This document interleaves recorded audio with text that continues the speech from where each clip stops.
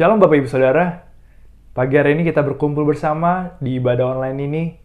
Mari kita siapkan hati dan pikiran kita untuk memuji dan menyembah Tuhan.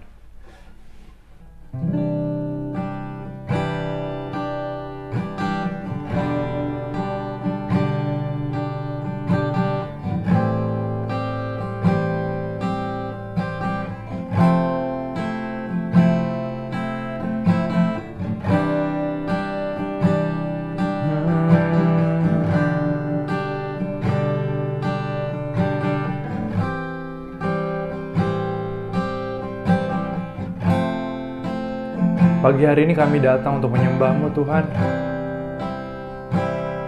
Kami siapkan hati kami.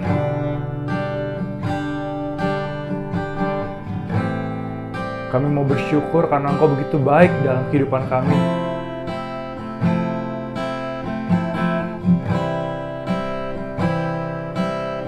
Oh, Engkau baik Tuhan.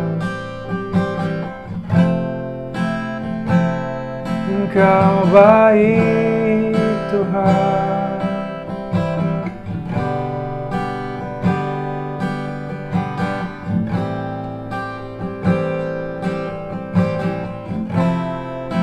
Mari kita sama-sama naikkan sembah Tuhan.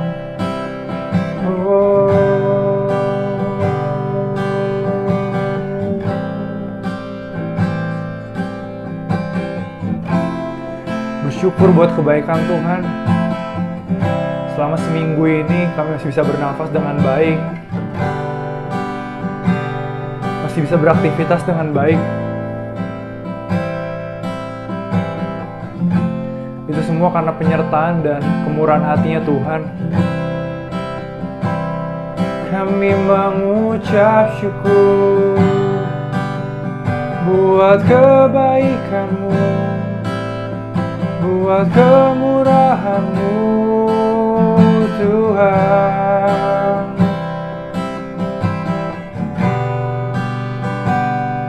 Kami naikkan syukur kami mau katakan Engkau baik, Engkau baik, Engkau baik, Engkau sungguh baik.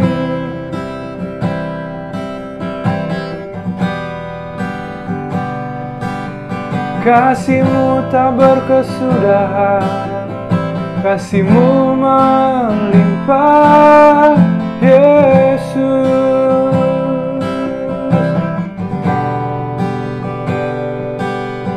Engkau baik, teramat baik.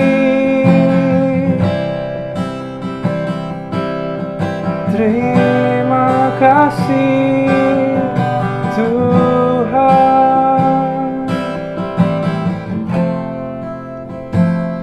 Jiwa kami merindukan-Mu,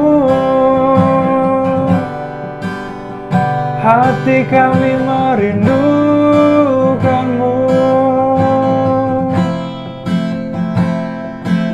Terima kasih Yesus.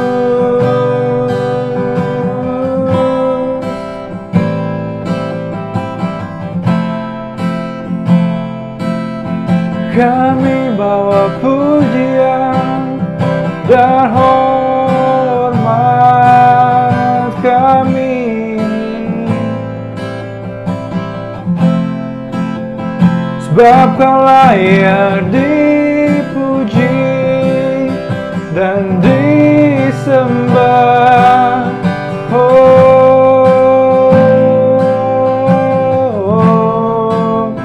Sebab kami memuliakan keagungan nama-Mu.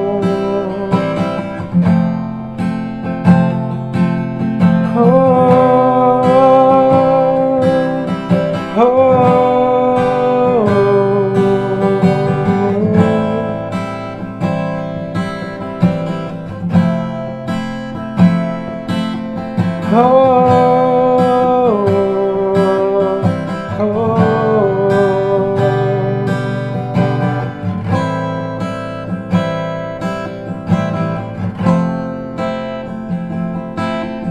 Jiwaku merindukanmu, ya Allah yang hidup.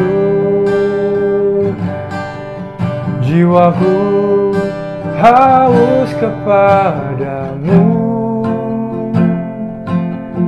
ya Allah yang hidup. Jiwaku merindukanmu,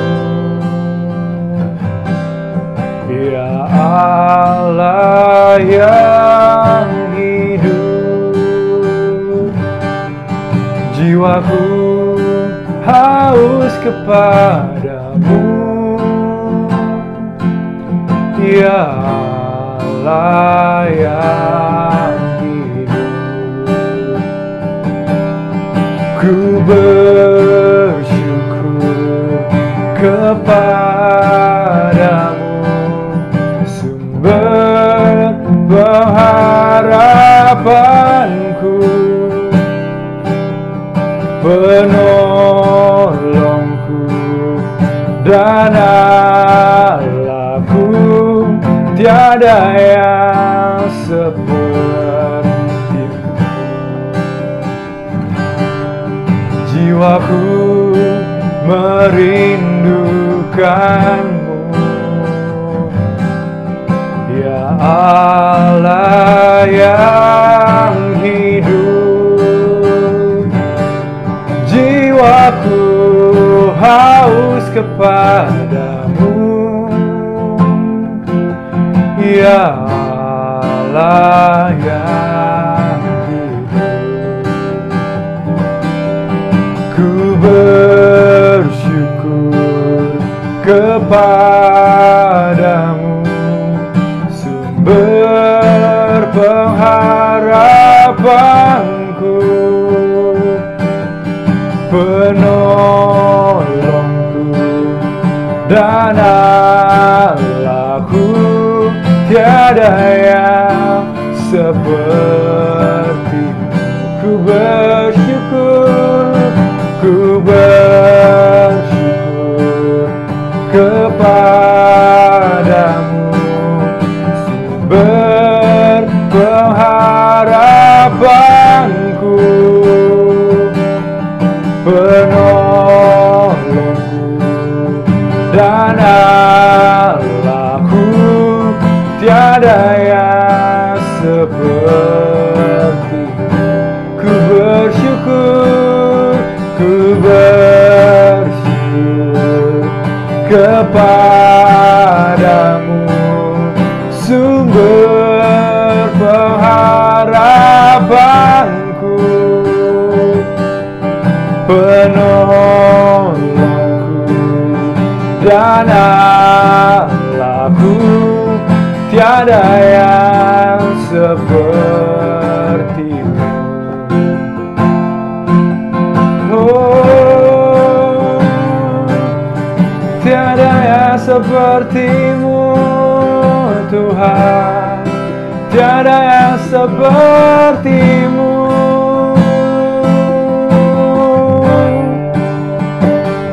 Kami sembah Engkau, Raja yang kekal.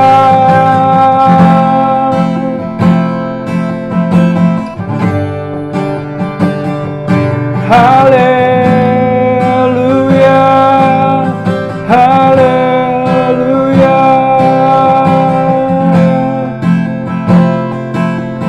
We come to worship you,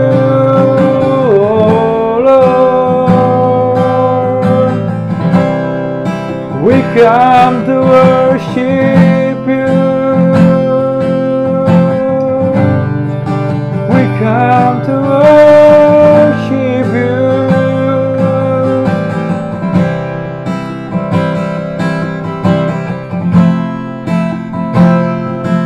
Oh,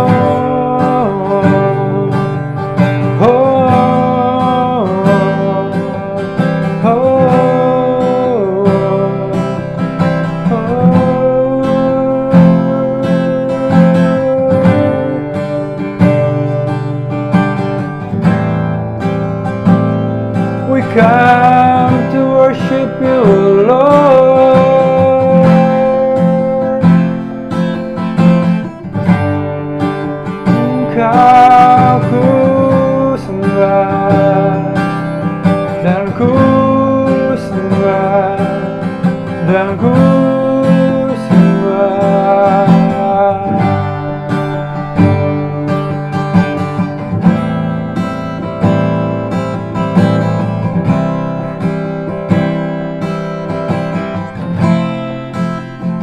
Terima kasih Tuhan,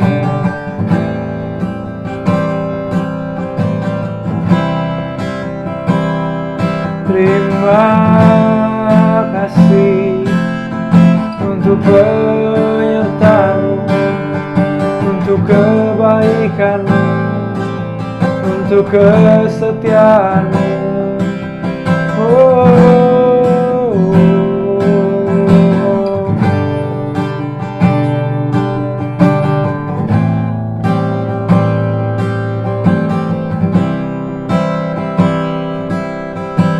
To worship you I live, to worship you I live to worship you.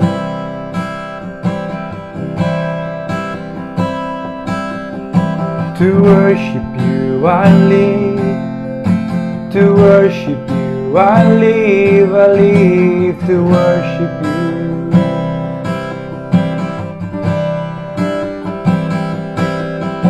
To worship you I live, to worship you I live to worship you.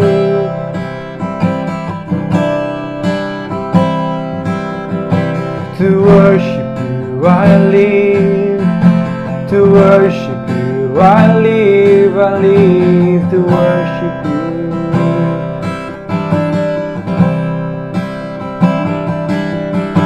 To worship you I live, to worship you I live to worship you.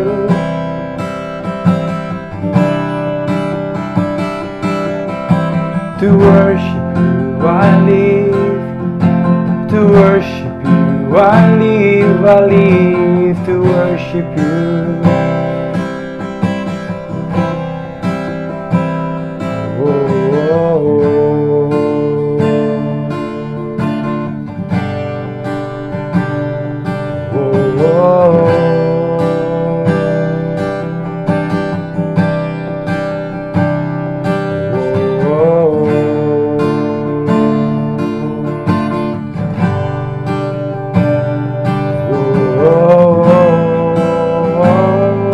To worship you I live, to worship you I live, to worship you I live to worship you.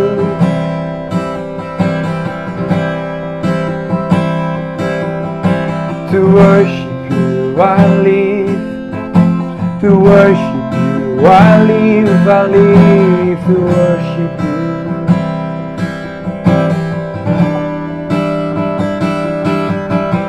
To worship you I live, to worship you I live to worship you, Lord. To worship you I live, to worship you I live to worship you.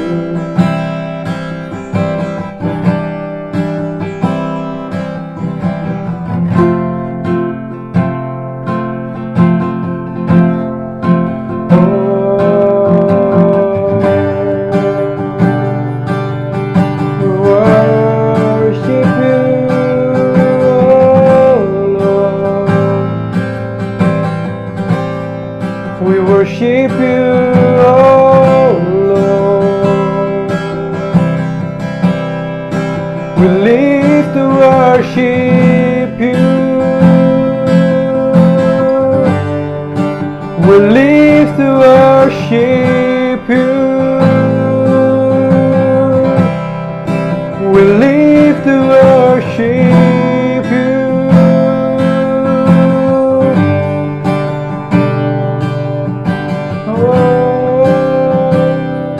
Shalom Bapak Ibu Ibu semua, saya berdoa kita dalam keadaan diberkati Tuhan hari ini.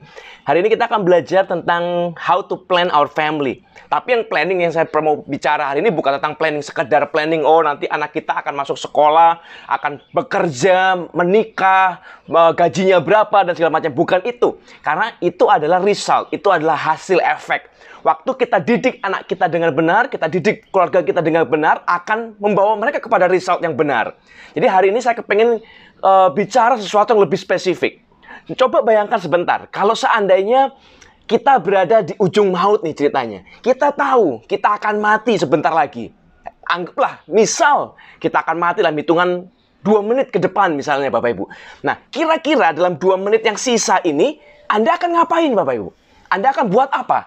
Apakah Anda akan sibuk mandi, sibuk bikin makanan, masak? Atau Anda akan kumpulkan semua mainan-mainan kita, koleksi-koleksi kita, hobi kita, atau kita akan panggil orang-orang kita cintai, kita akan ngomong betapa kita mengasihi mereka, atau kita akan mulai atur warisan, apa yang akan kita lakukan kira-kira? Karena dalam hidup ini kita perlu belajar untuk mengenali apa yang penting yang jadi prioritas dalam hidup ini. Kita seringkali salah mengenali, kita seringkali salah untuk mengeksekusi yang prioritas yang mana, yang penting yang mana, yang justru prioritas kita nggak lakukan, kita abaikan, kita tunda, kita tunggu, yang nggak penting, yang sekunder malah kita kerjain sekarang. Nah, hari ini saya pengen kita belajar sungguh-sungguh. Kalau kita tahu kita akan mati sebentar lagi, dalam 2 menit ke depan, apa yang akan kita lakukan dalam 2 menit itu akan sangat menentukan dan itu akan sangat menunjukkan prioritas terbesar dalam hidup kita. Nah, coba dibayangkan sebentar, dijawab sebentar dalam hati saja masing-masing. Nah, baru setelah itu kita akan sama-sama bandingkan, kita akan sama-sama compare dengan apa yang dilakukan Yesus di saat-saat menjelang kematiannya. Coba kita baca sama-sama ya, Kitab Yohanes pasal 19. Kitab Yohanes pasal 19 ayat 26 sampai ayat yang ke-27. Yohanes 19 ayat 26-27. Saya akan bacakan firman Tuhan buat kita semua. Ketika Yesus melihat ibunya dan murid yang dikasihinya di sampingnya, berkatalah ia kepada ibunya, "Ibu, inilah anakmu." Kemudian katanya kepada murid-muridnya, "Inilah ibumu." Dan sejak itu, murid itu menerima dia di dalam rumahnya. Waktu Yesus di atas kayu salib, detik-detik terakhir Bapak Ibu.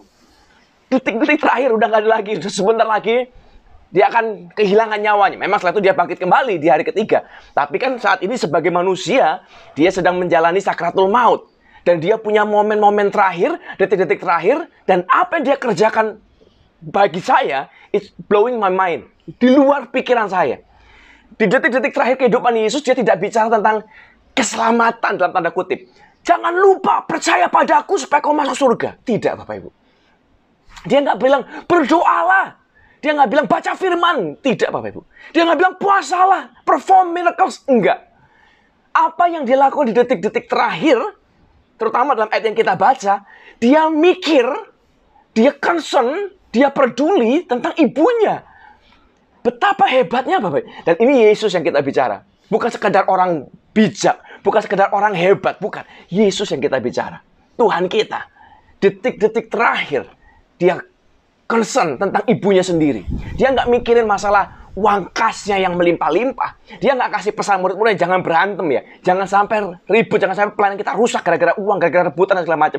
Gara-gara warisan. Tidak Bapak Ibu. Dia peduli ibunya. Di atas kayu salib, Yesus sedang bergumul dengan sakratul maut. Dia berpikir, saat aku pergi, ibuku, mamaku akan di mana? Siapa yang akan jaga dia? Betapa hebatnya. Dan saya pribadi berkata ini, apa yang Yesus lakukan di detik-detik terakhir kehidupannya, itu akan sangat menunjukkan prioritas dalam hidupnya, termasuk dalam hidup kita. Dan kalau Yesus menaruh prioritas yang sangat besar sekali, Bapak Ibu, untuk keluarganya, ibunya, betapa kita harus sadar bahwa itu adalah hal yang penting dalam hidup ini. Sejarah mencatat dan menyatakan bahwa Yusuf pada waktu kejadian ini sudah meninggal. Dia nggak ada lagi siapa? Maria seorang diri. Jadi sudah ada di kayu salib, murid-muridnya di sana, ibunya juga di situ, nggak ada siapa-siapa, sebatang kara. Nah, tapi perhatikan ini, Yesus punya saudara. Anaknya Yusuf bukan cuma satu, bukan cuma Yesus. Yusuf punya beberapa anak, Bapak Ibu. Yesus punya saudara. Salah satu yang kita kenal namanya Yakobus. Kenal, tahu. Ada saudaranya. Tapi pertanyaannya, kenapa Maria dititipkan bukan kepada saudaranya, bukan kepada anaknya yang lain? Yakobus, ini kan ibumu, ya kau uruslah. Enggak loh Bapak Ibu. Dia nitipnya ke Yohanes.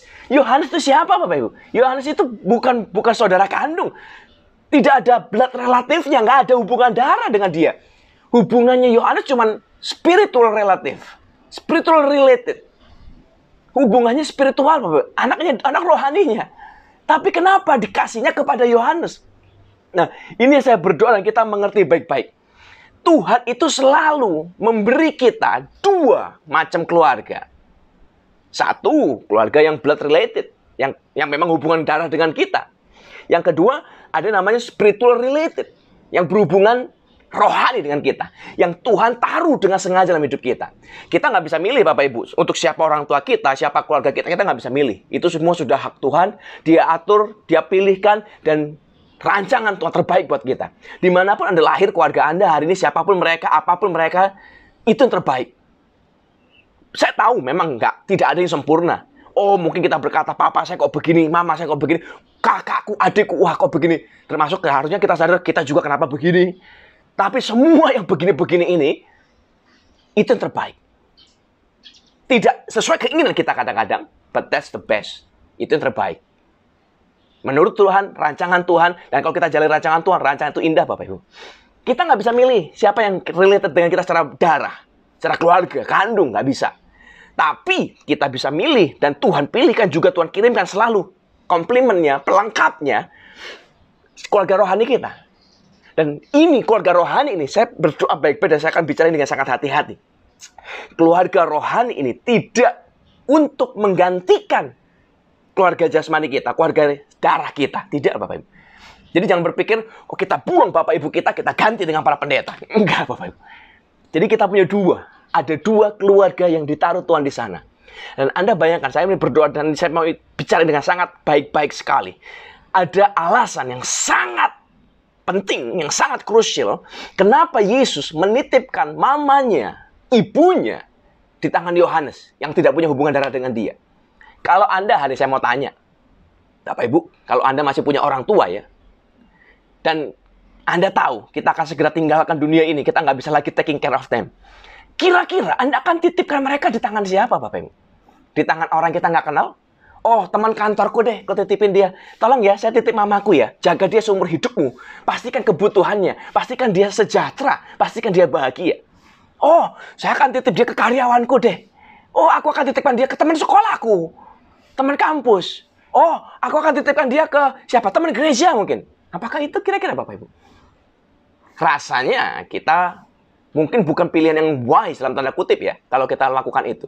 Kita pasti akan dengan sangat hati-hati, dengan sangat selektif memilih orang yang akan kita titipi. Dan biasanya yang punya hubungan dengan kita. Tapi Yesus berbeda. Dia punya Yakobus. Kita tahu Yakobus itu bukan orang-orang sembarangan. Dia bukan orang-orang cupu. Bukan orang-orang bodoh. Dia sangat punya kualitas. Kita tahu surat-suratnya. Kita tahu isinya. Sangat hebat sekali. Tapi Yesus ini dengan tidak mengecilkan Yakobus. Oh, Yakobus ini berarti kurang bagus, kalah dibanding. Bukan itu Bapak Ibu. Tapi ada satu sebab, ada satu alasan yang sangat vital sekali. Kenapa Yesus memilih Yohanes? Kau tanggung ibuku. Dan dia berkata, Ma, ini anakmu. Yohanes, ini ibumu. Hebat sekali. Kenapa? Padahal hubungannya kita clear tadi. Di awal kita sudah tahu hubungannya. Mereka bukan hubungan darah. Mereka hubungannya spiritual. Tapi ada sesuatu yang istimewa terjadi di sini. Dan kita kadang-kadang, kita perlu, jangan ngomong dengan hati-hati ya Bapak. Jangan sampai salah menangkap apa saya bicara. Jangan sampai dipelintir, jangan dibolak-balik. Kadang-kadang dalam hidup ini, Tuhan menaruh, Tuhan kasih kita keluarga secara rohani, spiritual, yang sangat hebat dalam hidup ini. Kita memang nggak bisa milih secara keluarga kita secara jasmani. Nggak bisa milih. Dengan segala kelebihan dan kekurangan mereka, kita nggak bisa milih. Tapi Tuhan selalu kirim pelengkap dalam hidup ini. Secara rohani kita. Keluarga rohani kita. Untuk membuat kita complete, whole. Dan dari sinilah baru kita bisa planning our life. Kita mau jalan kemana? Kalau ini komplit, baru kita bisa melangkah. Anda mau merancang tentang pekerjaan, itu adalah hal yang mudah kalau semuanya beres. Anda mau merancang tentang pernikahan, semuanya gampang kalau hidup kita beres, Bapak Ibu. Kalau Anda punya mobil gitu ceritanya ya, semua partnya beres dan lengkap. Bannya beres, nggak bocor, nggak pecah. Olinya beres, filternya beres, bensinnya beres, semuanya oke. Kemanapun kau mau pergi, gampang Bapak Ibu. Tinggal jalan. Tapi diberesin dulu. Tapi kalau bannya aja nggak beres, bannya aja udah botak, bannya udah bolong, udah pecah, udah bocor, Anda mau jangankan ke tempat yang jauh, Anda mau pergi ke Indomaret terdekat saja udah nggak bisa, Bapak Ibu. Mobilmu pasti rusak. Ada pengaruh yang sangat besar. Jadi hari ini kita komplitkan dulu, kita benerin dulu, kita paham dulu, baru sisanya mengalir. Sisanya gampang. Anda mau bicara tentang masa depan keluarga kita secara keuangan mudah, secara achievement mudah. Kalau lengkap, Bapak Ibu. Nah, ini jadi problem tapi. Hari-hari ini, terutama dalam momen-momen ini, dalam satu tahun terakhir inilah kurang lebih, Bapak Ibu. Ada banyak sekali orang Kristen yang berkata begini, I don't go to church anymore. Saya nggak pergi lagi ke gereja. Gereja saya sekarang ada di internet. Saya di social media. Gereja saya ada di TV. Jadi, I don't go to church anymore. Saya nggak pergi lagi ke gereja. Saya cukup di rumah, pakai celana pendek, pakai kolor, pasang, nyalakan TV, remote, cari. Kita bisa cari semua pendeta yang kita suka. Kalau, wah, dengerin Deki bosan, ganti. Cari yang lain. Yang lain bosan, ganti, cari. Terus skip sampai ketemu yang kita suka. Kita mau yang putih, yang hitam, mau yang gondrong, mau yang botak, mau yang ganteng, mau yang jelek, mau yang bule, mau yang induk. Terserah, gampang, semua ada. Bebas milih sesuai selera, sesuai hati. Tapi perhatian baik-baik. Christianity is not about sermon. Kekristenan itu bukan tentang khotbah, Bapak Ibu. Saya ini kan bicara sangat hati-hati ya. Kekristenan bukan hanya bicara tentang khotbah, dengerin khotbah. Bukan hanya sekedar bicara doa. Kekristenan bukan sekedar bicara masalah persembahan. Kekristenan bukan cuma bicara masalah duduk diam, dengar firman. Bukan, Bapak Ibu. Christianity is a relationship. Sebuah hubungan yang dibangun. Tuhan dari tempat yang maha tinggi rela mengosongkan dirinya, membuang segala kemuliaannya, jadi sama seperti manusia, supaya dia menyelamatkan kita. Supaya dia mampu, dia bisa menyelamatkan kita. Dia mampu, dia bisa memberi jalan keselamatan buat kita. That's Christianity. Itu relationship. Betapa hebat, betapa ajaibnya, Bapak Ibu. Jadi, jangan salah mencampur aduk. Oh, kekristenan itu dengan sesuatu yang harus kita lakukan untuk mengerti. Kita berdoa, kita baca firman. Itu untuk mengerti dan menghidupi relationship ini. Jangan kebalik-balik, Bapak Ibu. Esensinya is a relationship. Dan dalam kasus ini, Yesus menjelaskan dan mencontohkan di detik-detik terakhir kehidupannya, dia memprioritaskan relationship yang begitu hebatnya. Yang dipikir mamanya, Bapak Ibu. Yang dipikir orang tuanya, ibunya. Hari ini, berapa sering? Saya pribadi, saya ini orang perantau. Orang tua saya di tempat yang berbeda. Ayah saya sudah almarhum. Tinggal ibu saya satu. Ini ibu kandung ya. Ya, saya punya ibu mertua, saya punya papa mertua. Tapi mereka semua di kota yang berbeda dengan saya. Kalau bicara jarak, kita nggak bisa ketemu, Bapak Ibu. Tapi saya belajar sesuatu begini. Mumpung mereka masih ada, spend time lah. Sekedar telepon kah? Sekedar ngomong, katanya kabar lah, Bapak Ibu. Nggak mungkin juga saya harus pulang pergi pagi, berangkat ke kota itu, terus malam saya balik lagi ke sini. Nggak mungkin. Tapi paling enggak, saya percaya juga orang tua kita nggak akan minta aneh-aneh. Oh, kamu harus kasih uang 1 juta setiap hari. Nggak juga. Orang tua kita nggak akan nuntut, Bapak Ibu. Saya percaya begini, kalau mereka boleh diminta, kau, para orang tua ya, dapat uang dari anakmu, atau dikunjungi anakmu, ketemu anakmu, ngobrol dengan anakmu, kira-kira pilih mana? Saya yakin pasti yang dipilih yang kedua, Bapak Ibu. Walaupun orang tua kita butuh uang juga, iya. Tapi yang kedua pasti lebih berharga. Relationship pasti lebih berharga. Jadi cobalah kita mengerti, mumpung orang tua kita masih ada. Belajar betapa hebatnya Yesus memprioritaskan orang tuanya. Detik terakhir dia masih care about mamanya. Dia masih care, dia masih mikir tentang mamanya, ditaruh di siapa, dititipkan di siapa, dan segala macamnya. Dia mau make sure orang tuanya dalam keadaan baik. Dan kita harus belajar untuk melakukan yang sama. Please, mumpung masih ada waktu. Dan kita nggak tahu berapa lama waktu kita ada. Bukan hanya orang tua kita ya, waktu kita juga kita nggak tahu loh kapan. Jangan dipikir kalau kita masih muda, yang nanti yang akan pulang duluan mereka. Enggak, belum tentu Bapak Ibu. Kita nggak tahu waktu mereka, kita juga nggak tahu waktu kita. So, mumpung masih ada, hormatilah mereka. Dan kalau ada keluarga rohanimu, hormatilah mereka. Karena itu komplimen yang diberikan Tuhan buat Anda dan saya. Survei suatu ketika, tahun 2016, ada sebuah survei diadakan oleh Harris Poll di Amerika, Bapak. Ini survei ini tahun 2016. Saya nggak dapat survei yang terbaru, yang dapat terakhir tahun 2016. Dan dia tulis begini, di seluruh Amerika, hasil surveinya, 72% penduduk Amerika itu mengalami depresi, kesepian, loneliness. 72% Bapak Ibu. Di sebuah negara yang sangat berkembang, bukan berkembang, yang sangat maju, yang sudah sangat hebat sekali. Negara berkembang itu kita, Indonesia. Status kita secara di PBB kita ini masih negara berkembang. Tapi Amerika sudah bukan berkembang, mereka sudah sangat maju sekali. Mereka punya teknologi, mereka punya pertumbuhan ekonomi, mereka punya segala macam industri sangat excellent. Tapi 72% diantaranya orang Amerika mengalami kesepian. Kenapa? Karena, ini saya pribadi berkata ini, karena salah satu dari dua ini, dari keluarga ini, rusak Bapak Ibu. Kalau Anda punya keluarga secara blood, secara darah, yang benar, hubunganmu benar, kembali lagi, Christianity is a relationship. Kalau hubungan Anda dalam keluarga Anda benar, Anda nggak akan kesepian. Kalau hubungan Anda secara keluarga spiritual Anda benar, Anda nggak akan kesepian. Tapi banyak orang sedang salah hari ini. Karena mereka sedang menganggap, oh gereja cuman dengar firman, so we can do it anywhere. We can do it everywhere. Di mana aja bisa, di kapan aja bisa. Anytime. Video, YouTube, internet, IG, Facebook, panjang lebar, kita bisa semua. Yes, you can get it. Anda bisa dapatkan semua khotbah-khotbah indah, khotbah-khotbah hebat dari para pengkhotbah yang sangat diurapi Tuhan dimanapun di seluruh dunia lewat internet. Yes. But you miss out something, my friend. Anda kehilangan keluarga. Anda kehilangan relationship. And that's what Christianity is all about.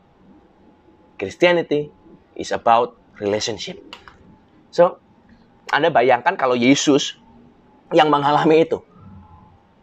Oh, kita nggak usah ketemu, kita pakai corong aja. Yesus khotbah di atas bukit, orangnya yang lain yang dengerin di bawah. Nggak pernah ketemu, nggak pernah nongol, nggak pernah lihat. Anda bayangkan, terus waktu detik terakhir, Yesus disalib. Mau nitip siapa Bapak Ibu? Dia sama muridnya juga nggak pernah ketemu. Kalau kita mungkin sekarang selalu pakai aplikasi online meeting. Zaman dulu, mungkin Yesus juga bisa juga kalau mau begitu. Dia bisa pakai jarak jauh, ya bisa juga. Tapi dia kehilangan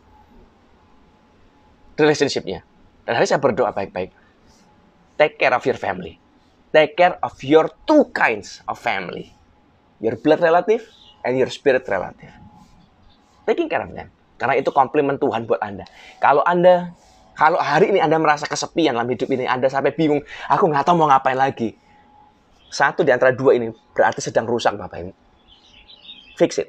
Perbaikilah. Nanti kita akan belajar kenapa dan apa yang terjadi dan bagaimana caranya. Karena kalau ini rusak, satu rusak di antaranya, Anda timpang. Kalau Anda sendiri saja kesepian, kalau Anda sendiri saja merasa nggak comfort, Anda nggak tahu mau ngapain, lah terus Anda mau planning hidup bagaimana? Anda mau bilang, oh saya akan kerja, saya akan punya perusahaan, saya akan punya anak, saya akan menikah, saya akan besarkan anak saya dengan bahagia, mereka akan penuh tertawa, sukacita, lalu mereka akan sukses. How? Sedangkan kita sendiri aja nggak bisa menikmati itu. Kita nggak bisa menikmati hidup, kita kesepian. Bagaimana kita bisa berikan orang lain, puaskan orang lain? Nggak mungkin, Bapak Ibu. So, planning our family is starting from planning ourselves. Planning ke diri kita sendiri. Benerin diri kita sendiri, Bapak Ibu.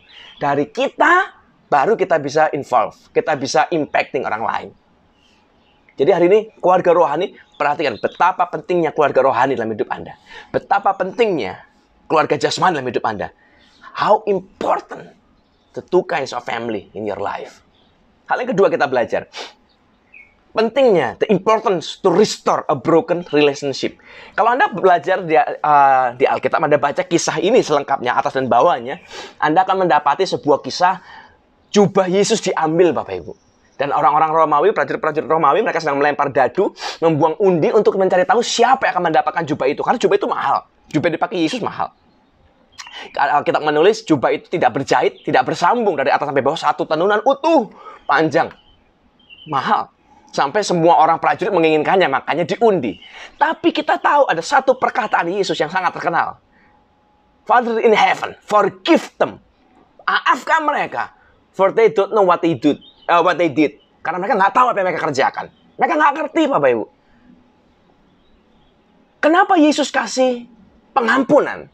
Padahal dia disakiti begitu rupa. Dia kasih pengampunan. Father, forgive them. Kasihanilah mereka. Ampunilah mereka. Dan pertanyaan besarnya ini. Apakah prajurit Romawi itu setelah diampuni, Tuhan kasih pengampunan, apakah hubungan mereka pulih, lalu mereka dapat surga? Tidak, Bapak. Saya ngomong dengan sangat hati-hati. Tidak, Bapak. Kenapa? Karena pengampunan diberikan memang, tapi si pelakunya, si prajurit ini, mereka tidak minta pengampunan itu. Pengampunan diberikan buat kita. Sama. Tapi kalau kita nggak minta, kita nggak ambil pengampunan itu, kita nggak akan selamat, Pak. Saya dikasih kopi. Tapi kalau saya nggak minum, saya nggak ambil, saya nggak taruh di mulutku dan ku minum, saya nggak menikmati apapun. Bukan nggak ada, ada. Tapi untuk menikmatinya, we have to take an action. Harus. Nah, tapi ini masalahnya. Yesus, apa Yesus nggak ngerti, Bapak Ibu? Kalau dia nggak mau, nggak bisa. Tahu pasti, nggak mungkin nggak tahu. Tapi Yesus tetap offering. Dia tetap berikan. Forgive them. Give. Give itu dikasih, Bapak Ibu. Tetap.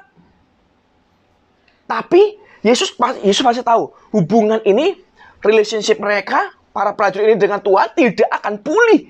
Kalau cuma dari satu sisi. Nggak bisa. Hubungan itu akan pulih waktu dua sisi. Yang pelaku minta maaf, yang disakiti memaafkan, itu rekonsiliasi. Itu pemulihan namanya. Tapi masalahnya, kalau yang pelaku nggak tahu diri, nggak mau minta maaf, nggak ngaku salah, nggak merasa bersalah, lah terus walaupun yang satu yang disakiti, aku maafkan kamu, loh yang satu merasa enggak kok, nggak nyambung, Bapak Ibu. Dan ini jadi masalah besar. Dan kita perlu belajar mengerti ini. Yang jadi problem utama kita, jangan egonya. Wah, aku nggak salah kok. Bukan itu, Bapak Ibu. Kalau kita mau ngotot, siapa salah, siapa yang benar, semua salah. Tapi yang kita mau fokus hari ini adalah memulihkan hubungan kita. Memulihkan. Saudara bisa berantem dengan saudara. Orang tua dengan anak bisa ribut berat. Kenapa? Ya karena ini. Saya percaya ini, di dalam sebuah keluarga, nggak mungkin kita nggak pernah bikin salah. Nggak mungkin. Nggak mungkin kita nggak pernah nyakitin saudara kita, atau orang tua kita, atau anak kita. Nggak mungkin, Bapak Ibu. Orang tua jangan berpikir, saya orang tua nggak mungkin aku nyakitin, dan nggak pernah nyakitin. Anda salah. Anda mungkin nggak bermaksud. Orang tua, saya percaya di mana-mana orang tua tidak ada yang bermaksud berniat jahat menyakitin. Enggak ada. Tapi kadang-kadang tanpa kita sadari cara kita menyakiti mereka. Saya juga percaya bahwa nggak ada orang kepingin, semoga saudaraku, kakakku, adikku melarat, sakit-sakitan. Nggak ada, Bapak Ibu. Tapi seringkali niat baik kita dilakukan dengan cara yang salah. Hasilnya salah. Tapi lepas dari itu semua, ini sebuah poin yang saya mau hati-hati nih.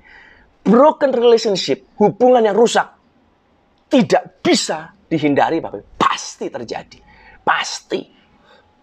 Dalam setiap hubungan, apapun itu. Hubungan kerja, hubungan keluarga, hubungan asmara, kesakitan atau kerusakan pasti terjadi. Pasti. is inevitable. Nggak bisa dihindari, Bapak Ibu. Pasti terjadi. Tapi, perhatikan ini. Yang rusak bukan berarti tidak bisa diperbaiki. Bisa. Kita hanya perlu rendah hati. Kalau kita tahu betapa berharganya hubungan ini, kita nggak akan susah, Bapak Ibu. Dan caranya mudah kok. Untuk memperbaiki hubungan itu mudah. Makin dekat hubungan kita, makin mudah caranya. Makin kita hubungan darah, makin dekat itu. Makin gampang caranya. Hanya masalah di hati. Kalau Anda melakukan sebuah kesalahan yang menyakiti atau menyinggung orang lain, sengaja atau tidak, apapun alasannya, dan saya tidak mau fokus dengan alasan tadi, karena percuma. Anda punya 1001 alasan yang sangat hebat untuk membenarkan tindakanmu. Bisa dan punya pasti. Tapi kan masalahnya bukan itu. Masalahnya adalah kita sudah menyakiti orang. Jadi lepas dari semua masalah ini, ayo kita belajar jadi orang dewasa. Yuk. Jangan jadi anak kecil. Jangan cuma mikir, aku enggak, dia yang begini. Sampai mati nggak ketemu kita. Jadi orang dewasa berani ambil tanggung jawab. Niatku baik, maksudku baik, tapi caraku mungkin salah. I'm sorry. Minta maaf. Kalau Anda sudah menyakiti orang tua kita, keluarga kita, saudara kita, teman kita, say sorry. Minta maaflah. Akuilah. Gentle. Jantanlah. Dan kalau Anda di pihak yang disakiti, gentle lah. Terimalah. Ampunlah. Kita jadi orang Kristen harus mengampuni. Harus. Kalau yang satu minta maaf, yang satu mengampuni, ketemu. Gampang. Hanya perlu buang ego. Sombong dibuang. Dan kalau saya percaya nih, kalau kita bisa buang rasa sombong kita, Bapak Ibu, hidup ini indah. Hidup ini gampang. Kita nggak akan ribet. Masalah kita akan berkurang sangat banyak sekali. Drama-drama kehidupan kita akan sangat hilang, berkurang banyak sekali, Bapak Ibu. Kalau hanya urusannya dengan sombongnya kita, loh, ego kita, harga diri kita nih loh. Hanya itu doang kok. Tapi, balik lagi saya ngomong. Broken relationship is inevitable. Nggak bisa dihindari. Hubungan rusak tidak bisa dihindari. Pasti terjadi. Dan saya ngomong dengan hati-hati. Dan tidak semua hubungan yang rusak berhasil pulih. Tadi saya udah ngomong, kalau mau pulih gampang. Tinggal yang satu, pelaku minta maaf. Yang disakiti, memaafkan. Nah, masalahnya kalau yang satu nggak mau minta maaf, terus gimana bisa ketemu? Atau yang satu minta maaf, satunya nggak mau maafin. Lah gimana ketemunya? Nggak bisa, Bapak Ibu. Jadi dua-dua harus ada. Lah terus gimana ini? Apakah semua orang yang pasti akan ketemu? Enggak. Pasti akan ada orang yang sudah berbuat, sudah menyakiti, berbuat salah, apapun alasannya, tapi kenyataannya dia berbuat salah dan dia menyakiti, tapi nggak mau minta maaf. Ada, Bapak Ibu, banyak. Ada orang yang disakiti, dan dia tidak mau melepaskan pengampunan karena terlalu sakit bagi dia. Ada? Ada. Terus bagaimana dong? Alkitab menulis. Saya bacakan buat kita semua ya. Roma 12 ayat 18. Sedapat-dapatnya, sebisa-bisanya, kalau hal itu bergantung padamu, hiduplah dalam perdamaian dengan semua orang. Alkitab menulis ini. If it possible, as far as it depends on you, live at peace with everyone. Sebisa mungkin, kalau, perhatikan kata kalau itu tergantung padamu, hiduplah damai dengan semua orang. Jadi kalau Anda ada di pihak yang menyakiti, minta maaflah. Masalah dia mau maafin kita atau tidak itu urusan nanti. Tapi Anda, kemana? Dewasalah. Gentle lah, jantan lah. Minta maaf. Ambil tanggung jawab. Minta maaf kita. Masalah diampuni atau tidak, terserah. Atau kebalikan, kalau kita di pihak yang disakiti, maafkanlah. Dia mau minta maaf atau tidak, urusan nanti. Memang nggak akan pulih hubungan ini. Kalau sepihak nggak akan pulih memang. Tapi forgive them. Jadi kita lepas dari pihak kita lepas dari kepahitan. Memang hubungannya nggak bisa pulih, yang sana aja karena yang sana nggak ngerespon. Tapi paling nggak kita beres. Jadi sebisa mungkin, sedapat-dapatnya, kalau itu bergantung pada kita, hiduplah dengan damai dengan semua orang. Dan saya berdoa ini untuk kita semua, Bapak Ibu. Kita nggak akan bisa planning apa-apa dalam hidup ini. Kalau hidup kita nggak damai, kalau kita musuhan sama semua orang, ribut terus, bagaimana kita bisa damai? Bagaimana kita bisa kerja kalau urusan kita ribet terus? Anda kerja di tiap hari misalnya ya, dari pagi sampai sore. Bagaimana Anda bisa ngerjain semua pekerjaan Anda?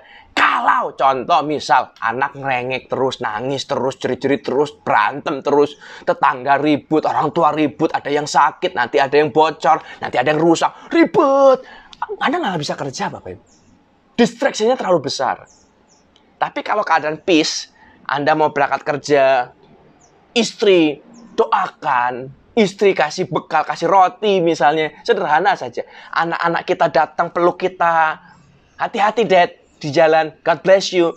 Kita berangkat, orang tua kita kasih blessing. Kita tahu mereka baik. Wajah terakhir yang kita lihat, mereka lagi happy, dada-dada. See you tonight. Indah, Bapak Ibu. Pekerjaan kita juga pasti jadi beres. Pasti. So, live at peace with everyone. Hiduplah dengan damai pada semua orang. Yang ketiga, jangan terjebak. Do not involve in an unhealthy relationship. Jangan terjebak dalam relationship yang tidak sehat. Anda perhatikan baik-baik ya. Yohanes 19:27, ayat yang tadi kita baca. Dia berkata ini. Kemudian katanya kepada muridnya, inilah ibumu. Dan sejak saat itu, perhatikan kata ini. Sejak saat itu, from that time on, murid itu menerima dia dalam rumahnya. Sejak saat diucapkan kata itu, Yesus bilang, inilah ibumu, inilah anakmu. Sejak saat itu, murid itu menerima Maria di dalam rumahnya.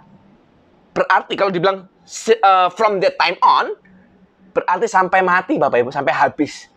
Maria ada di rumah Yohanes.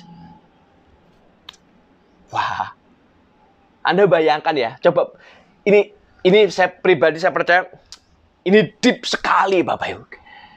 Kalau Anda punya masalah, kira-kira Anda akan lari ke siapa? Anda diganggu orang, Anda butuh bantuan, Anda butuh pertolongan, Anda punya hutang misalnya, Anda punya masalah, Anda akan lari ke siapa?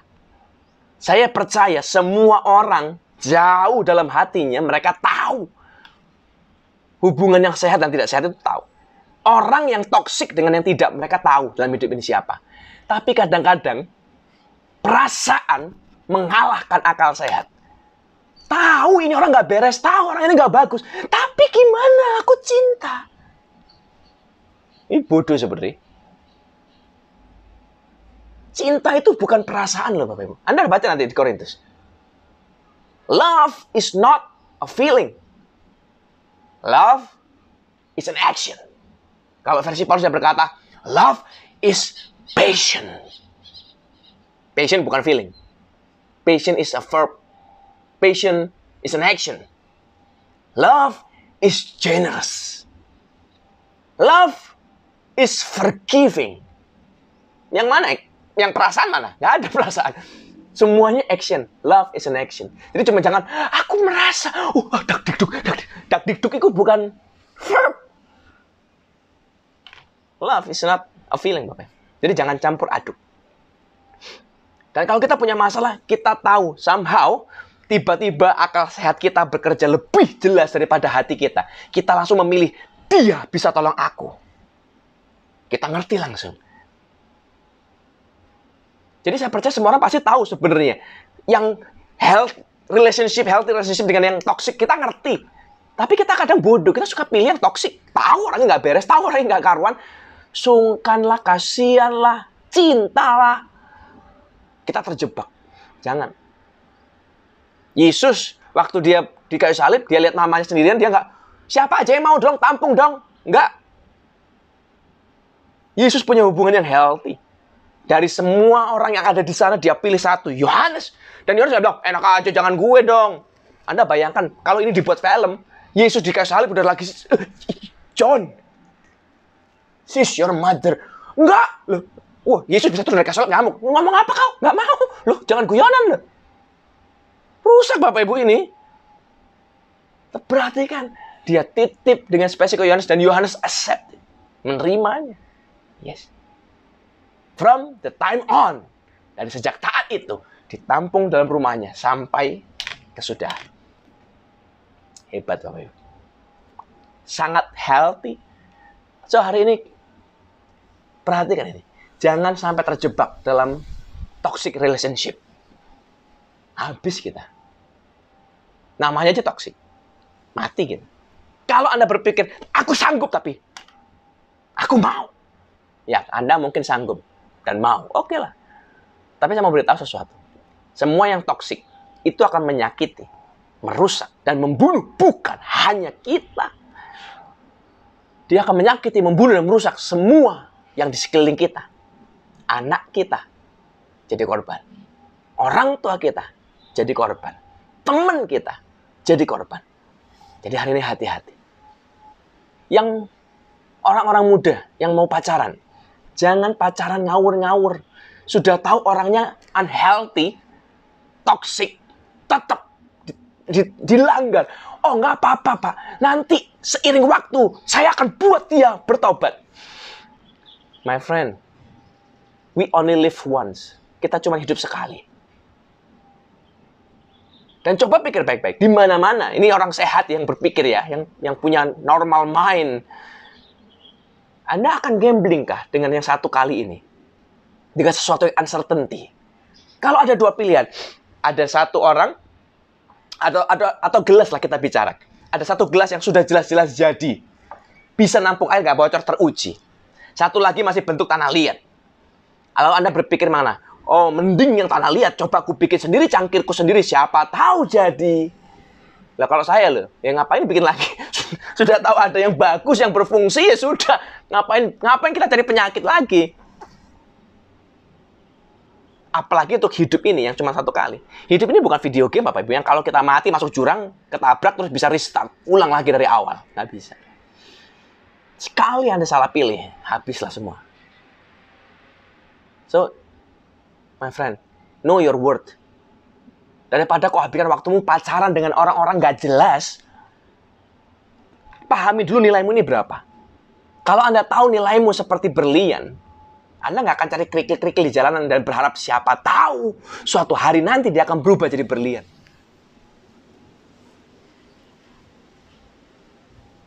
Kalau kita nggak tahu nilai kita, nah ini yang akan terjadi. Siapakah kamu? Apakah kamu berlian, permata, emas, perak, atau kerikil? Nggak tahu. Kalau nggak tahu, akhirnya ini yang terjadi. Kita juga carinya nggak tahu sembarangan. Ini ada, ini apa yang nggak tahu? Ini kerikil kasar atau batu kali. Nggak apa-apa, yang penting oke, yang penting happy, yang penting ganteng, yang penting cakep. Rusak. Dan Anda sedang risking your future. You're risking your life, you're risking everything. Do not get involved in a toxic relationship. Unhealthy relationship. Jangan. Saya berdoa sungguh-sungguh. Ini warning buat kita. Jangan. You wasting your time. Anda buang waktu. Pacaran dari umur 20 sampai 30 mungkin digantung begitu rupa. Anggaplah akhirnya menikah. Kecewa Anda ntar. Pahit nanti pernikahanmu. So, make sure. Cek, recek. Kualitasnya, bobot bibit bebetnya. Oh, ini orang berkualitas, ini orang bagus, ini orang punya integritas. Hebat. Baru kita jalani. Anda berharga. Anda punya nilai mahal. Yang sampai Tuhan rela turun untuk kita, untuk Anda dan saya. Know your worth. And you deserve to get untuk dapat yang terbaik dalam hidup ini. Termasuk pasangan hidupmu. Anda pantas untuk dapat yang terbaik. Dan yang terbaik itu bukan yang terbaik dengan yang kita ingin, itu beda loh Bapak Ibu. Beda. Kita kalau ngomong kepingin kita ntar nyeleneh ntar. Wah, aku kepingin sama itu artis itu keren. Wah, si opa Korea. Itu yang kita kepingin. Nah, si opa Korea terus apa mau kita? Kita maunya yang begitu-begitu. Ya, yang begitu terus apa bagus, apa benar? Apa mengasihi kita? Tapi Tuhan tahu siapa yang terbaik. So, biarkan Tuhan yang pilih. Biarkan Tuhan yang menseleksi. Biarkan Tuhan campur tangan dalam perkara kita. Yang keempat, yang terakhir. Perhatikan baik. Kalau dua keluarga ini, blood relatif dan spiritual relatif, bisa berfungsi, mereka akan berfungsi dengan similar, Bapak Ibu. Dan itu akan membuat kita mencapai kepenuhan hidup kita. Jadi hari ini saya berdoa ini, gampang kok. Keluarga rohani kita harus seperti apa? Keluarga jasmani kita harus seperti apa? Sama, Bapak Ibu. Coba perhatikan baik-baik ayatnya ya. 1 Tesalonika 2 ayat 6. 1 Tesalonika 2 ayat 6. Juga tidak pernah kami mencari pujian dari manusia, baik dari kamu maupun dari orang-orang lain. Sekalipun kami dapat berbuat demikian sebagai rasul-rasul Kristus. Tetapi kami berlaku ramah di antara kamu sama seperti seorang ibu mengasuh dan merawati anaknya. Sampai di sini dulu. Paulus dengan ini, surat ini unik, Bapak Ibu. Ayat ini unik. Kalau Anda baca surat-surat yang lain, Anda akan mendapati seorang bapak menghajar anaknya. Seorang bapak melindungi dan begini-begini. Ada perumpamaan, seorang bapak punya 2 anak. Ada perumpamaan, seorang bapak berkata kepada anak yang pertama, pergilah ke ladang. Yang dia berkata tidak, tapi dia pergi. Yang kedua dia berkata, pergilah ke ladang. Dia berkata iya, tapi tidak pergi. Ada seorang bapak punya 2 anak sulung dan anak bungsu. Ada bapak, ada ini. Selalu bapak yang dipakai. Kita juga panggil bapak kita di surga. Semua bapak. Tapi dalam ayat ini, Paulus menulis seperti seorang ibu. Cuma satu dalam Alkitab kita. Seperti seorang ibu, dia mengasuh dan merawati anaknya.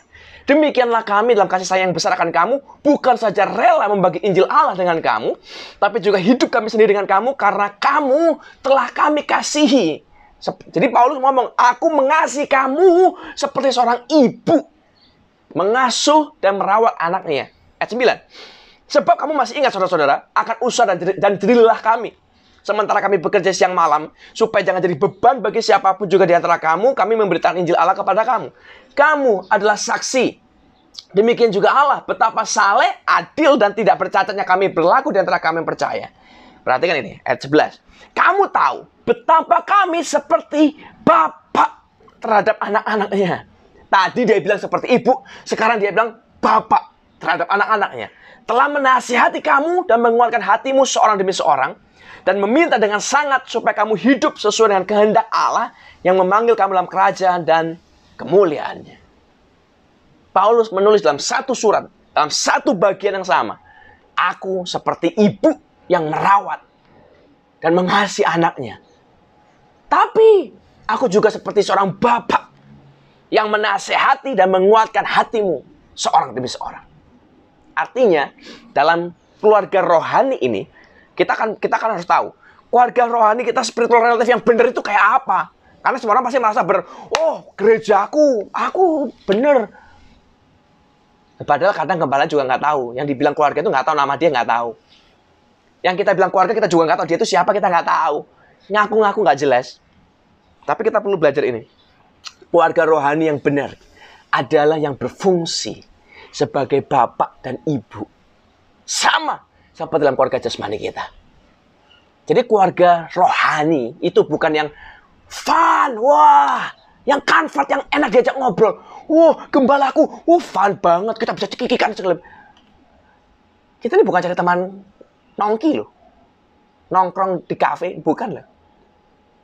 Keluarga rohani, mentormu, gembalamu, pemimpinmu, harusnya berfungsi sebagai seorang ibu. Yang merawat, mengasihimu, bukan memanfaatkanmu, bukan cari kalau ada butuhnya. Yang kenal, yang tahu. Jangankan mau mengasihi, tahu nama kita aja kadang nggak ngerti kok. Saya pribadi, Bapak Ibu, saya belajar untuk mengenali, untuk ingat tanggal lahir anak-anak rohani saya. Happy birthday-nya mereka kapan? Dan saya belajar mengenali kesukaan mereka. Oh, yang ini suka ini, yang itu suka itu. Jadi nanti pada ulang tahun jangan sampai salah kasih, ruwet ntar. Oh, saya tahu yang ini sukanya oh makanan, oh yang ini bencinya ular. Jadi jangan sampai salah, yang benci ular terus dikasih ular gede. Yang suka makanan terus dikasih binatang. Nah, jangan, ada yang suka hewan, ada yang suka makan, ada yang suka barang. Love language-nya beda-beda. Dan saya belajar mengenali itu. Seperti seorang ibu merawat dan mengasihi. Dan sama, para ibu di dunia pasti tahu. Anaknya ada berapa pun tahu. Saya punya 4 saudara, jadi sama saya ada 5. Dan bayangkan, dari 5 anak ini banyak loh. Dan mama saya tahu satu-satu. Yang ini sukanya ini suka ini suka ini, suka ini, suka ini. Tahu Bapak Ibu satu-satu. Hebat. Ini baru 5. Ada yang 12 anaknya. Dan ibu pasti tahu kesukaan anaknya masing-masing. Pasti. Para ibu itu hebat. Mereka jalan ke mall, sambil jalan, sambil lihat. Terus, entah bagaimana ya. Persekian detik matanya melihat, terus dia langsung tahu, anakku suka ini. Lalu dia beli, Bapak Ibu. Anaknya suka. Ingat tiba-tiba. Tahu. Itu ibu. Jadi keluarga rohanimu harusnya seperti itu. Love you. Taking care of you. Bukan memanfaatkan kita, bukan ngambil untung kita, bukan cuma ada perlunya sama kita. Bukan. Yang bisa kita reach out anytime. Waktu kita butuh. Nggak ada orang tua di dunia ini, ibu di dunia ini yang nggak bisa dijangkau waktu butuh, nggak ada. Anak saya nangis jam 2 subuh, mamanya tetap harus bangun. Mau jam 4 subuh, terserah. Tetap. Demi anak, standby. Jadi, apakah di gereja sama? Harusnya. Kalau enggak, Anda sedang rusak keluarga rohani. Atau Anda mungkin belum dapat, itu bukan keluarga rohanimu mungkin. Tapi apa cuma itu? Tidak. Keluarga rohani harus berfungsi sebagai bapak yang menegur dan menasihati kita, seorang demi seorang. Namanya menegur, menasihati, menguatkan, itu nggak enak, Bapak Ibu. Dan ini jadi masalah. Wah, aku mau dia jadi bapak rohani, aku mau dia jadi keluarga rohani. Kenapa? Aku rasanya sejahtera, damai. Jangan campur aduk feeling dengan action. Bapak kita secara rohani tidak pernah dicari dia kalau ada. Buatlah nyaman dan aman perasaan mereka. Yang ada ini. Kalau kau mengasihi anakmu, hajarlah dia. Yang ada ini. Tegurlah, nasihatilah, kuatkanlah. Kita ditegur nggak enak. Kesalahan kita dibuka. Masa lalu kita dibongkar. Untuk membuat kita lebih baik. Tujuannya ingat, bukan untuk membuat kita jadi malu, bukan untuk menghina kita, tapi untuk membuat kita lebih baik. Tapi tetap teguran di mana-mana nggak ada yang enak. Teguran mau disampaikan dengan cara apapun nggak enak, Bapak Ibu. Tetap nggak ada yang enak. So, relakan hatimu untuk diajar. Relakan hatimu ditegur. Relakan hatimu untuk dididik. Dan ini jadi masalah. Orang mau kumpul kita waktu kita lagi baik. Waktu lagi butuh. Tapi begitu ditegur, nggak mau, enak aja. Tapi dia bilang, aku keluarga tapi, we're family. Bohong. Kalau Anda berkeluarga, relakan dirimu. Saya sebagai anak ditegur orang tua aku. Saya masih ingat satu kejadian, saya nggak pernah lupa seumur hidupku ini. Saya nggak sebut secara detail ya, karena mungkin orang nanti akan tahu. Suatu ketika saya lagi khotbah, Bapak Ibu, di sebuah gereja besar. Di dekat rumah saya. Gereja ini gede sekali. Hari itu kurang lebih. Ini kejadian berapa tahun yang lalu. Papa saya masih hidup waktu itu. Kurang lebih yang datang. Hari itu ada 2.000 jemaat, Bapak Ibu. Cukup besar lah. 2.000. Kita KKR 3 hari, rally. Hari pertama ini. Yang pertama datang 2.000. Saya naik panggung, Bapak Ibu. Lagi panggung, lagi khotbah.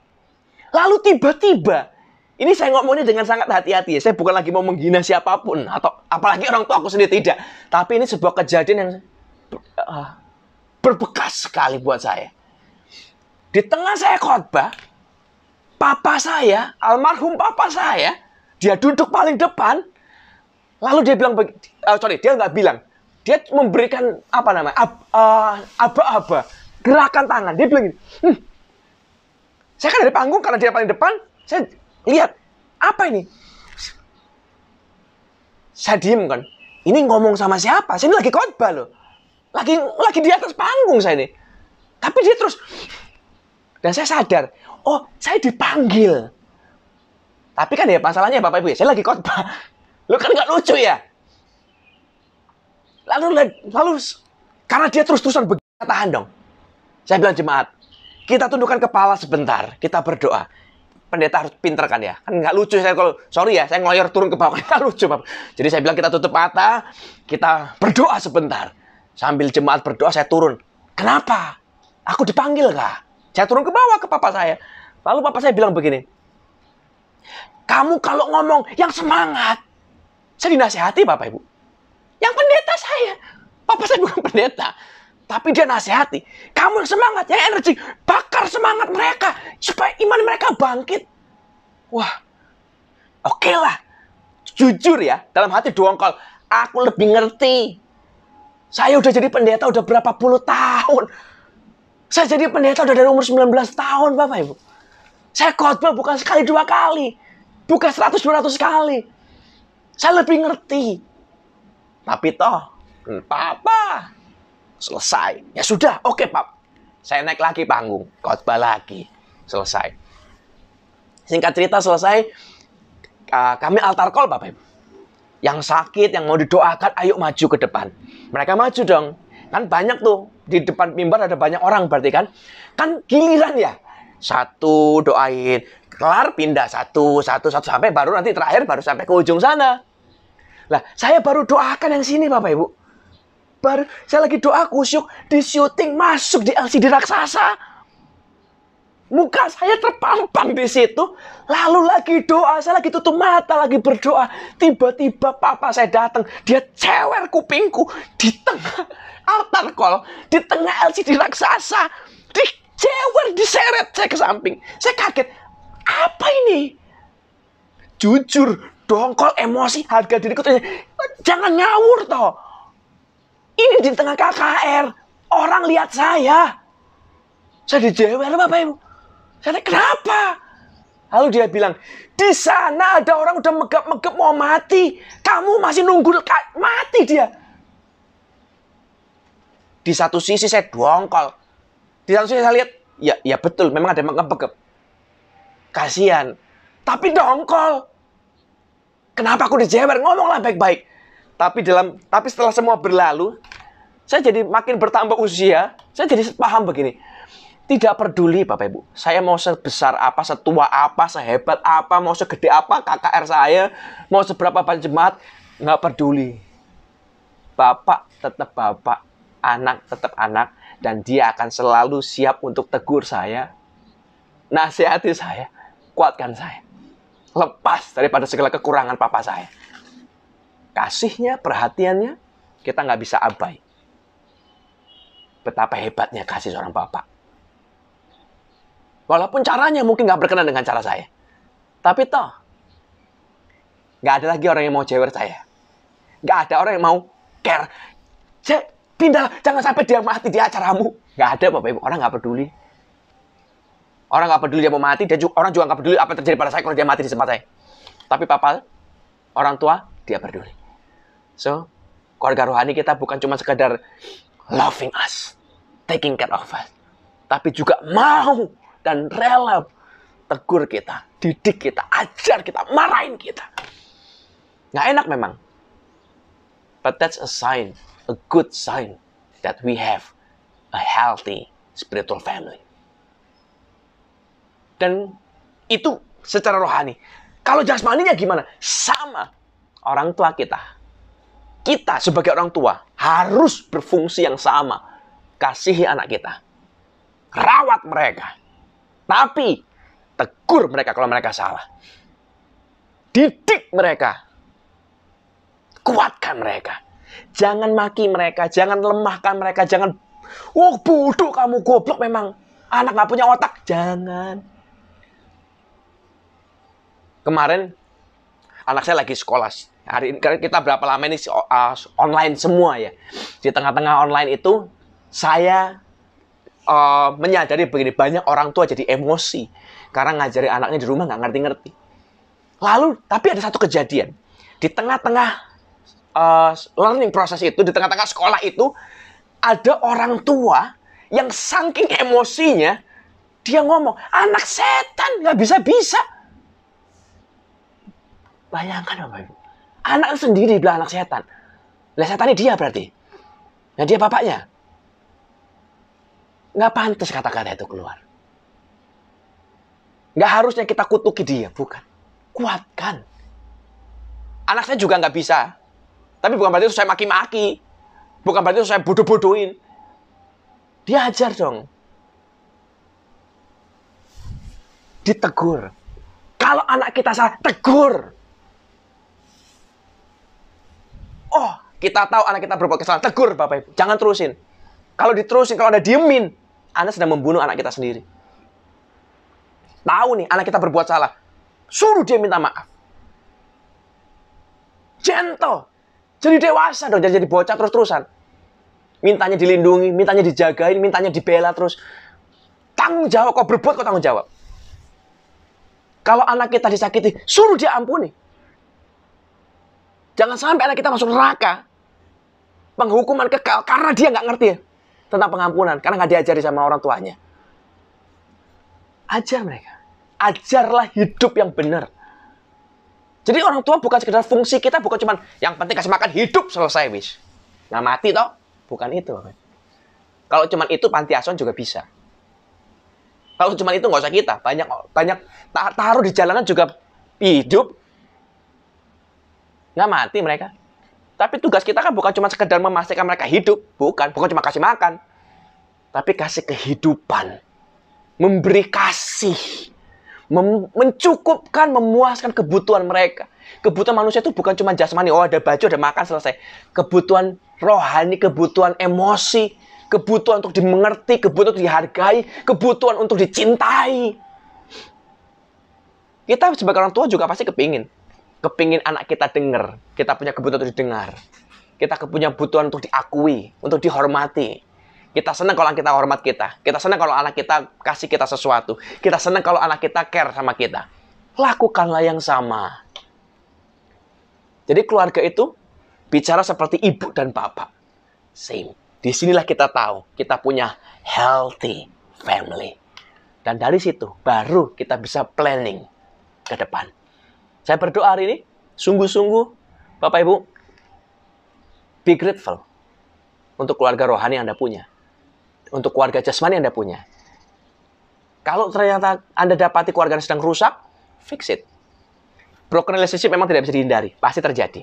Tapi sebisa-bisanya, sedapat-dapatnya, kalau hal itu bergantung padamu, hiduplah damai dengan semua orang. Jangan sampai terjebak dalam toxic relationship. Kalau belum terlambat, akhirilah. Kalau belum terjebak, akhirilah. Kalau sudah terjebak, carilah bantuan. Bagaimana caranya? Mungkin, saya nggak tahu. Kalau namanya orang kalau udah terjebak susah, wis. Tapi siapa tahu. Mungkin ada orang yang bisa bantu untuk kasih tahu pasangan Anda. Untuk membenarkan, untuk mengajar. Ya kita coba segala cara. Namanya udah terjebak gimana? Tapi kita coba segala cara. Tapi kalau belum terjebak, jangan sampai. Love is not a feeling. Love is an action. Saya berdoa sungguh-sungguh hari ini. Ayo beneri keluarga kita. Blood relatif, spiritual relatif. Tuhan Yesus memberkati.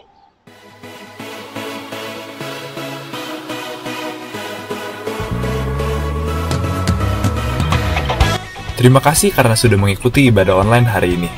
Kami mengundang Bapak Ibu Saudara untuk hadir beribadah kembali di minggu depan dengan tema Planning Well in Health Life.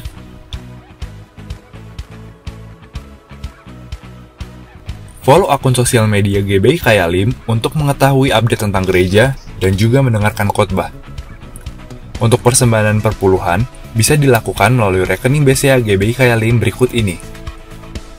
Untuk informasi konseling dan doa, bisa menghubungi Sekretariat GBI Kayalim di nomor yang tertera berikut. Terima kasih sudah mendengarkan Kayalim News minggu ini. Selamat hari Minggu, Tuhan Yesus memberkati. Ibadah kita hari ini Bapak Ibu. Tapi saya berdoa sungguh-sungguh biar walaupun ibadah kita selesai, firman Tuhan tetap kita pegang, kita praktekkan, kita lakukan dalam hidup ini. Ayo ubah cara kita untuk mengerti, untuk melihat keluarga kita. Ubah cara kita untuk mendidik anak-anak kita, keluarga kita. Jadi seorang ibu, jadi seorang bapak yang mengasihi, merawat, menegur, mendidik, menguatkan anak-anak kita. Supaya apa yang kita lakukan, kita tuai dalam hidup mereka nanti. Anak kita berhasil, anak kita diberkati, anak kita akan jadi orang yang luar biasa. Hari ini biar kita kata kita sama-sama di hadapan Tuhan. Saya undang kita katakan amin yang keras, itu setiap perkataan berkat yang kita lepaskan buat kita semua. Sebab amin, mereka janji Tuhan jadi nyata dalam kehidupan kita. Bapa, kami berdoa dalam nama-Mu, diberkatilah pekerjaan kita. Apapun kita sentuh dan kita kerjakan, dijadikan Tuhan berhasil. Biar Tuhan berkati kita naik jadi kepala bukan ekor. Kita jadi orang yang memberi bukan meminta-minta. Kita jadi orang kelimpahan bukan yang kekurangan. Dan kami terima berkat ini di dalam nama Allah Bapa, Allah Putra, Allah Kudus, dalam nama Tuhan Yesus Kristus. Biar kita semua percaya katakan sama-sama. Amin. Tuhan Yesus memberkati.